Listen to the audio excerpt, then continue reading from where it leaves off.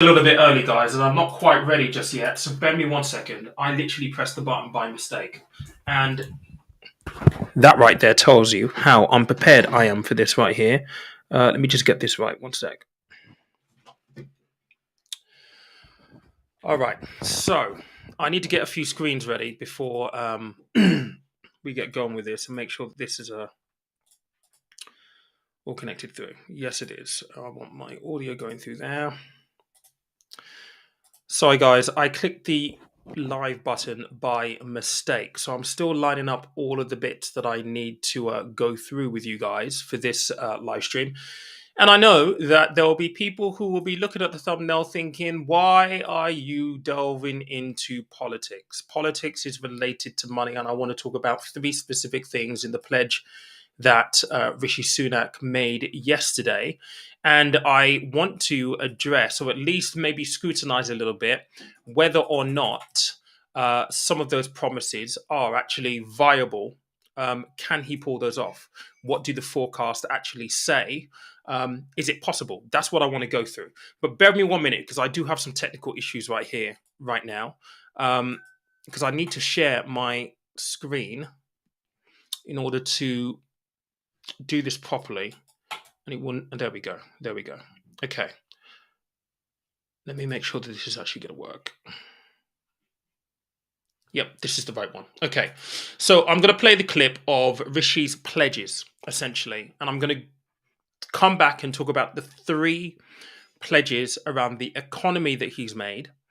And we're going to have a look at the forecasts for the economy for each of the 3 points that he mentions. And I'm just going to kind of maybe ask questions around, is this something that is actually viable? Before we get started, though, I'm a little bit disorganized on this, guys. Apologies, because I took myself by surprise by pressing the button unwittingly and unprepared to actually go live. All right. But before we actually get started, let's go back here. Before we actually get started, just as a little reminder, guys, please, I'm looking to grow the channel this year quite significantly. So if you can, smash the like button, interact with the video. If you haven't subscribed already, consider subscribing. That will be a massive, massive help for the YouTube algorithm. It just means that other people who may find this interesting will also get to see this content as well. Right, so let's have a look at the pledges that Rishi Sunak made yesterday. Then we'll come back and go through them one by one. So this is from The Guardian and the coverage that they made yesterday. So I want to make 5 promises to you today. First, we will halve inflation this year to ease the cost of living and give people financial security. That's the first one. Second, we will grow the economy, creating better paid jobs and opportunity right across the country. Third, that's the second one. We will make sure our national debt is falling so that we can secure the future of public services. Fourth. All right. Now he goes on to 2 others. I'm not going to focus on the other 2 that he mentioned, because they're not really relevant to money or finances or anything like that. He talks about the NHS and he talks about something else, not something that we tend to cover on the channel here. But he has talked about the first promise to be in halving inflation. Okay, so that's the first promise that he's basically made. Now I want to share with you the forecasts that we went through earlier this week around the economy and what is expected this year, if I can get this thing to actually share. So he said he's going to be looking to halve inflation. Now at current rate, inflation is at 10.7%. That's 10.7%. That's the current rate of inflation. That's down from 11.1% the month before. We saw a brief reduction for the first time, in a year, since it's been increasing. And we remember that the bank rate pushed the bank rate up to 3.5% from 3%. So 0.5% increase on the Bank of England base rate in a bid to bring this inflation number down. Now, on the forecasts for the economy, for the UK, the forecast for interest rates by Q4 of 2023 this year is going to be at 5.4. That is the target for inflation this time, in Q4 of 2023. All right. So Rishi is promising this year to half inflation. So 5.4 will be around about that number. Very cleverly, he's not pulled this number out of the ether. He's basically using the forecasts that are already out there. I think ultimately there is something to be said around the interest rates. Okay. So interest rates at the moment are currently at 3.5%. It is forecast that interest rates in the fourth quarter of 2023 is going to be around about 5.4%. Now, the issue that you have with interest rates and inflation is that so far through 2022, we saw inflation grow and increase, mainly surged and pushed by energy prices, fuel prices, but energy prices was the big factor in there. We're seeing energy prices come down a little bit, or at least the wholesale market prices coming down. So hopefully we'll see that reflected in our energy bills. That will go a long way to reducing that inflation number, because that's where you're feeling the hit in your pocket real term, right?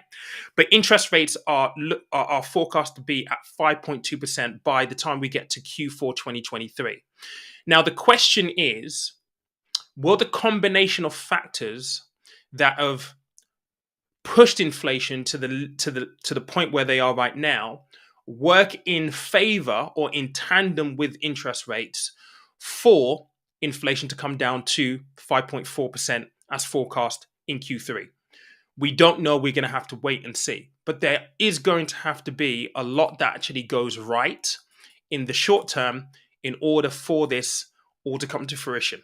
So inflation, all right, let's have a look at that. I think maybe we can give that to him. 5.4% is the target, half in inflation this year. The second promise that he made was to grow the economy. Now, this is one of the, I guess, the more difficult points to essentially cover. Now, bearing in mind, we're going to have another budget in, I think it's the next budget on 15th of March. So very, very shortly, we're going to have another budget, and a lot is going to be revealed there. Because essentially, when you look at the economy, one of the ways that you measure the economy is by the GDP, national gross domestic, our GDP numbers, right? Our gross domestic product. So that's sales, manufacturing, all that kind of stuff, all wrapped into one. And interestingly, when you look at the forecast for the economy in the UK in 2023, our GDP growth is supposed to be forecast to be -2.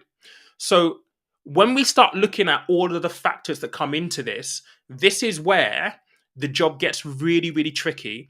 And it will be interesting to see what comes out in the budget in March around some of the stuff that he might announce, that Jeremy Hunt might announce as the Chancellor, to try and, I guess, massage and encourage growth within the economy come April.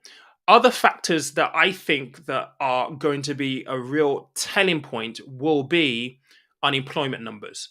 How do you grow the economy and keep the economy buoyant when we're forecast to see unemployment go from 3.7% all the way up to 5%? That is a big, big question mark. There's also other question marks around our general productivity and other things that are happening around the world as well that could also impact our economic growth and our economic prospects. So, I mean, that promise number 2 is a pretty big one. How he's going to be able to do that, I don't know. The numbers don't suggest that we'll be in a position where the economy is going to grow over the next 12 months. Unless there's something that he's thinking that they can announce maybe in the budget in March, that will be quite different, that will be innovative, that will boost the economy. But by all accounts and measures, the growth rate for GDP at the moment, which is a measure of the economy, is that in Q4 it will be -2, and it progressively gets worse. So at the moment, the GDP growth rate is -0.30. So not bad.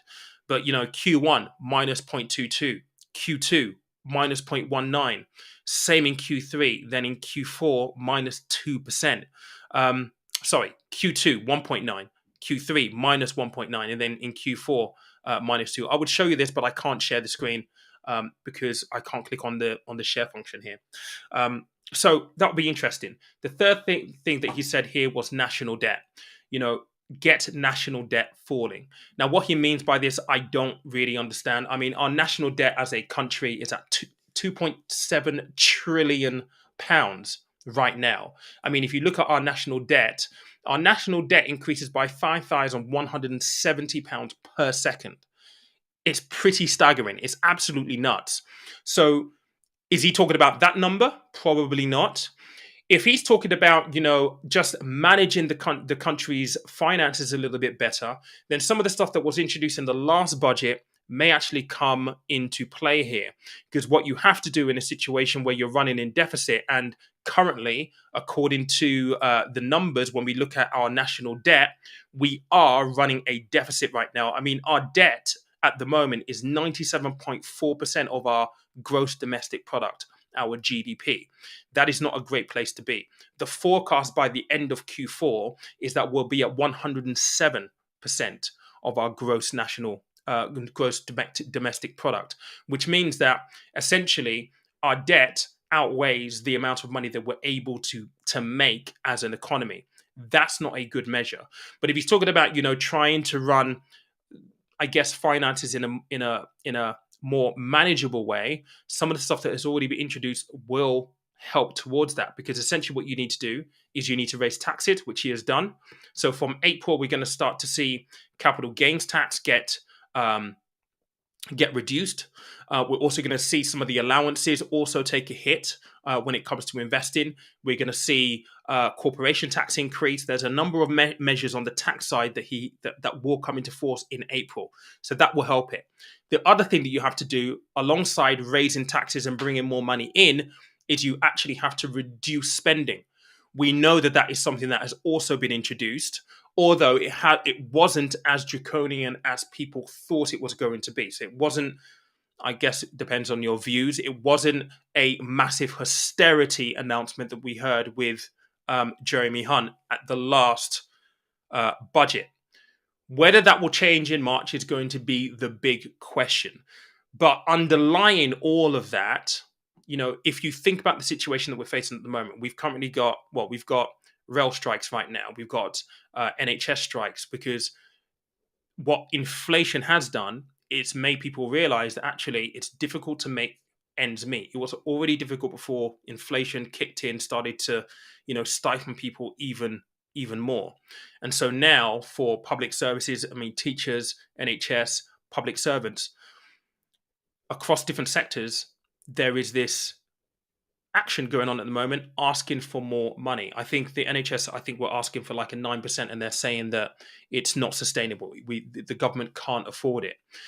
This adds pressure to the country's finances. So how he's going to be able to bring national debt down to keep up that promise of national debt falling, I really don't know what he's going to do and how he's going to do that.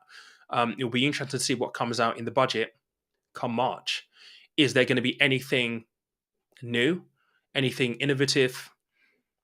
I don't know, something outside of the box that's going to help us. There are so many things that are outside of our control that are actually happening externally that will impact our ability for the economy to grow as it is. And I probably need to speak about that separately in a separate video. But at the moment, those three pledges, yes, inflation, okay, you may get there. I hope that he does, because if we're able to bring inflation down on a day-to-day basis when it comes to your money, you will feel as though the pound is going a little bit further. You won't feel as though you're under as much pressure that you may have felt like prior. So I hope he gets that right. I hope that we're able to grow the economy, because, we need the economy to grow in order for, everything to run smoothly. The national debt piece, I don't know how he's going to do that. I think the more realistic out of the three is probably bringing inflation down. Economic growth, I don't see it. National debt, I definitely don't see it. But it'll be interesting to hear what you guys actually think as well around this. There is a question here around Tesla. I'm going to talk about this maybe tomorrow, because I've had a couple of people message me on Instagram saying, that you are a pretty big advocate of Tesla. I hold Tesla, obviously. I still hold Tesla. I haven't sold anything. What are my views? I'm looking at the portfolio right now, and I'm actually looking at thinking, okay, but when a stock does so well, it is only natural for a stock to come back down. So I'll do a video talking about that tomorrow.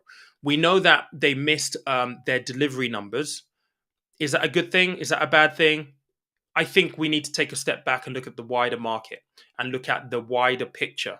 And I think sometimes when you see, and I don't know about you, but I've certainly noticed all the time I'm getting notifications. Tesla's down 6%, Tesla's down 8%, or it's up 2%, then it's down again 6%.